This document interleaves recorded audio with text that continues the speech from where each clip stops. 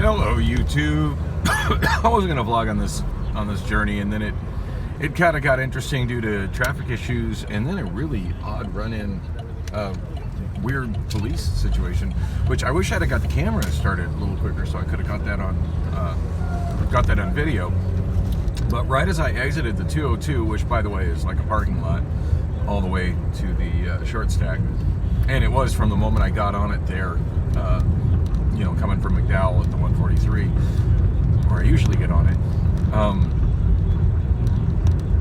Yeah, I just stayed in the far right lane, which ends up being an exit-only lane for 32nd Street. And that was slow and go, but it wasn't awful. Like all the other lanes are just total parking lot. I didn't realize I keep saying I'm going to download the Curve app, but I haven't yet. Every time I think about doing that, I just get sidetracked on other things. I'm not usually awake, let alone driving at this time of day, so I forget how much construction is going on near the Broadway curve and just how much it's affecting traffic all over. And right now, that was a really big ass, just saying. Right now,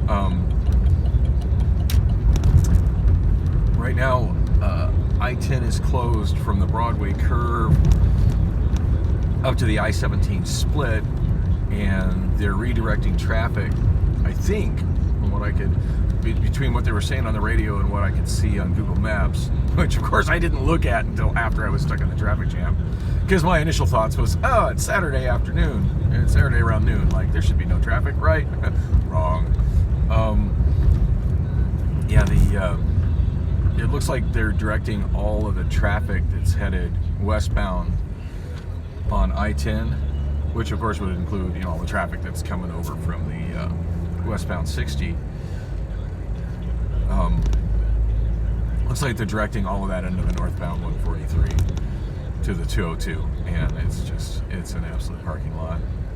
I wonder car wash donations and 2 guys with flags. Interesting. I love this area here. I haven't drove by this in a while. So this has kind of turned into like an unofficial swap meet right at this intersection along that fence. Like, I can look to the south and it's extending as far as I can see. I'm really surprised that the city of Phoenix hasn't done anything to shut it down, because that's definitely... I would imagine it's all Phoenix of city property right up until the fence, where it becomes ADOT property. That's been going on for quite a while. I see, as I want to swing by and just kind of see what else going on there. I don't know. I find it interesting when little marketplaces pop up like that organically in the hood. But no time for that right now. I'm on my way to work. I just picked up a second half day shift. It's been sitting on the app since I woke up a few hours ago. And initially I didn't take it because I was thinking, I'm probably going to just rolling over and going back to sleep. A little hungover from last night and groggy. But for the most part, I've just been farting around on Reddit and laying in bed. And then I kind of looked at the time and I'm like, I wonder if that shift is still sitting on A to Z. And sure as hell it was. So I went ahead and took it. So that means I'm supposed to be there at 12:30. It's 12. Actually, I don't think I said the day and date at the start of this video. Bad Dan. Car stereo shows 12:09, so it's 12:13 right now. I think I should make it there within the 5-minute grace period by 12:35. I think so. From what I was seeing on the traffic app, although the ramps were super congested all the way into the short stack on the 202, it looked like there was no congestion whatsoever past the short stack. And that's what I'm seeing now as I'm getting on it. It looked like if I'd have got it on, tried to get on it at 24th Street, I would have been stuck in the tail end of that congestion. Which is why I went ahead and stayed on Roosevelt to 16th. And yeah, this is looking pretty good.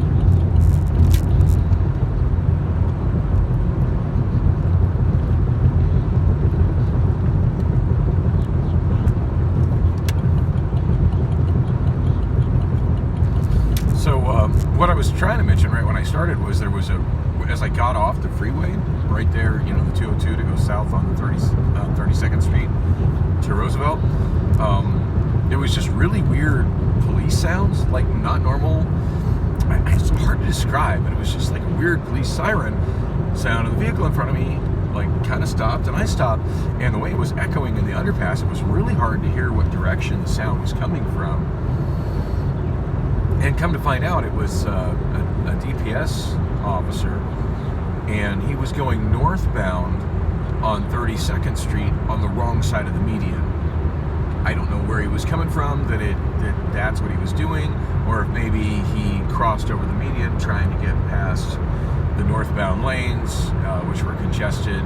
That's the thing that makes most sense to me. By the time I figured out where he was coming from and saw him, he was there, and of course, you know, I would be driving directly into him, and I just stopped in the middle of the intersection. I just figured, well, this is highly unusual. I'm just going to stop here and yield, and let this officer do whatever he needs to do. And as soon as he assessed that me and the vehicles behind me were stopped, he accelerated really fast on the westbound on-ramp. So I'm guessing there's probably an accident that just happened there, which doesn't surprise me. I mean, the congestion on that part of the 202 was really bad, and people have a tendency to get impatient and tailgate like idiots in situations like that. I don't know, to me just the concept of tailgating at high speed just seems insanely stupid, but so many people do it. Newsflash, it doesn't get you where you're going any faster, and it often results in you not getting where you're going. And granted, sometimes as much following distance as I like to leave when I drive, it does get frustrating when people will cut in front of me and see that as a space they can butt in. And are those people getting where they're going a little faster than me? Oh yeah, definitely. But I don't know. I was a professional cab driver for the better part of 20 years, and I've been driving since 1985 when I got my learner's permit. And I've always had a fascination for analyzing traffic and city planning and urban freeway planning, and particularly as a cab driver, I've timed, you know, how long it gets from point A to point B. And there was a time I used to drive when I was younger. I used to drive a little more aggressively like that. And I found out that it really doesn't get you where you're going any faster. It's always better to stay in the open lane and go with the flow, and be ready for shit to happen in front of you by having a nice long following distance in which you can stop, slow down, or change lanes in.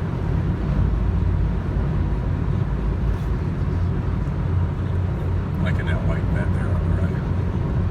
Kind of want to change lanes and pass this vehicle in front of me, but there's a large truck approaching in my left lane. Oh, and of course the truck behind me just had to swerve right behind him. That's fine. I'll yield to him as well. Is anybody that eager to tailgate? I don't want on my ass.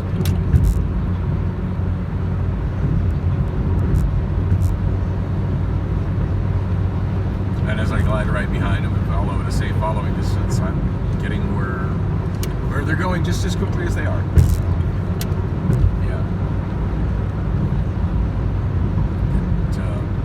yeah. And meanwhile, the one that was behind me is weaving lanes.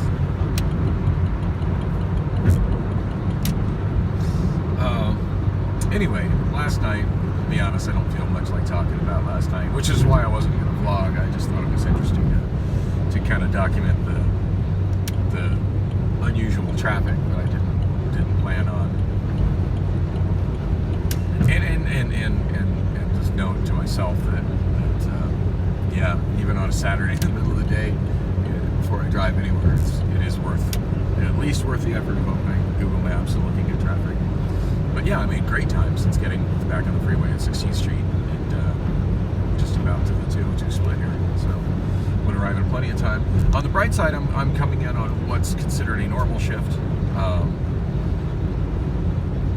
Although I don't work a lot of them, half shifts are very much a common thing at GYR3, mostly used by Flex Associates, but and I got a feeling this was probably originally a shift that was just limited to Flex Associates, and they've opened it up to everybody as it just hasn't been picked up. I mean, pretty much I'm at the Hail Mary last minute, and I was kind of surprised it was still sitting on the app. So,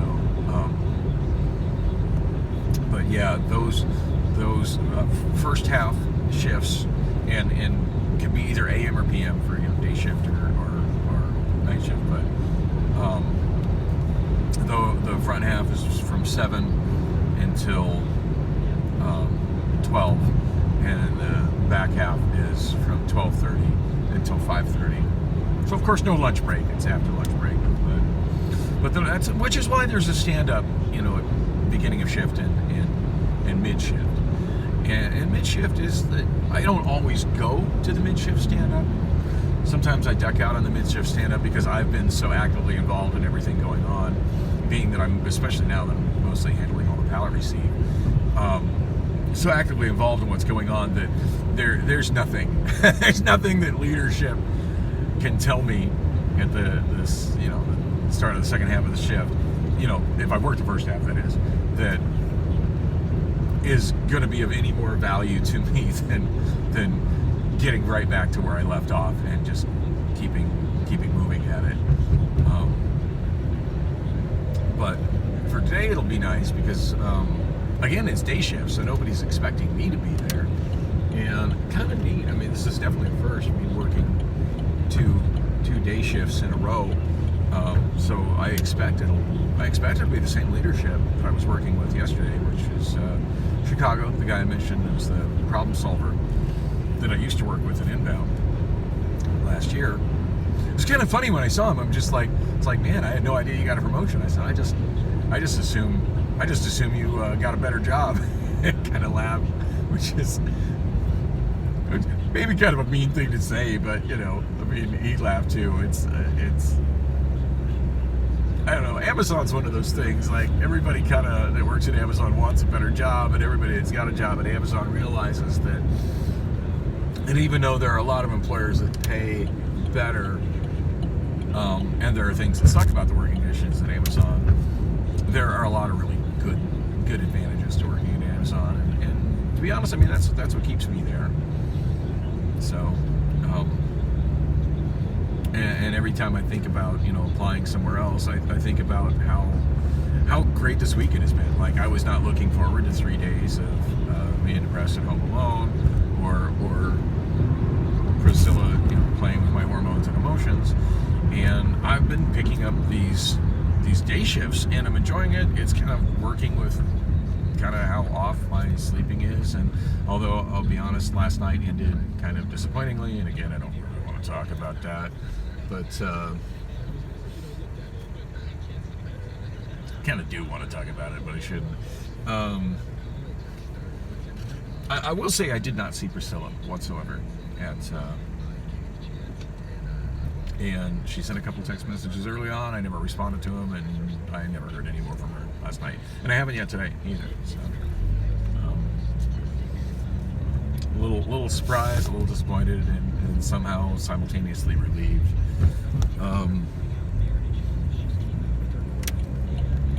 Anyway, I had a good time singing. I got to sing. I got to get in 3 songs over at Wander Inn. The first one I did was Mama Said Knock You Out by LL Cool J. I feel I did pretty okay with it. Sometimes, like I've mentioned, my vision is really not what it used to be. And sometimes I struggle to see text clearly. And something about the way a lot of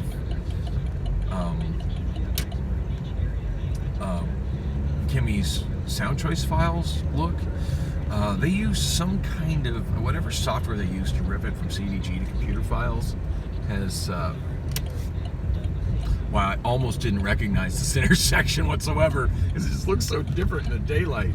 I'm like, where am I? Oh, I know exactly where I am. This doesn't look familiar at all. Anyway, it really looks different in the daytime. Yeah, So anyway, something about the text, like it does this, instead of just being bold and a solid color, the tops and the bottoms of the letters are dimmed and faded. And I find that with my vision being out of focus the way it is, that what makes it possible for me to read isn't as much seeing letters as it is seeing the way that the edges of letters blur out. And when the edges of, when there's a stylized font that reduces the contrast of the edges of the letters, I struggle really hard to read it. And yeah, so fortunately I know most of the lyrics to Mama Said Knock You Out, so I did all right with it. I do wish Kimmy would have run the audio, the instrumental level a lot higher and me a little lower, but whatever, I had fun with it. I do think about half the crowd was just kind of like not down for that, but there were some people that were digging it. And you know, I like to be unpredictable when I sing over there, because I could literally sing anything when I'm there. You know, you don't know if I'm gonna sing Ronnie Millsap or Pantera when I take the mic. And on that note, my second song was Pantera Walk. I really wanted to do